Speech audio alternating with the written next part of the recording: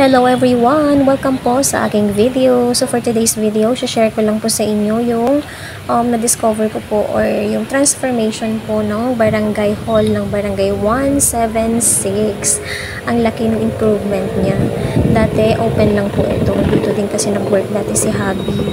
So ngayon, naging na siya, close na siya at maganda na rin kasi aircon na rin yan siya sa loob, o diba? So ito yung itsura niya before. Ayan. Yan yung dating itsura niya. And then, ito na siya ngayon. Ito yung barangay 176 dito sa may Bagong Silang. Diba? Ang ganda na. Malaki talaga ang improvement and ang linis niya na. And then, yung mga departments po ay na yan siya dyan. Magkakalapit lang. So, hindi na ikaw mahirapan akyat baba pa. Kasi dati akyat baba pa yan siya hanggang meron sila dating second floor ata. Ayan. So, andito na yan lahat. Kabilaan na yan. Ayan. Diba?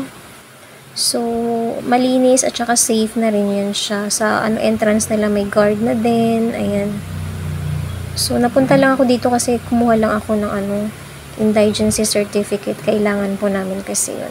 So, yun lang po ang na-share ko po for today's video. So, ayan po ngayon ang itsura ng barangay hall ng barangay 176. Good job sa nakaupo ngayon dyan. Ayan. Yun lang po. Thanks for watching. Bye-bye!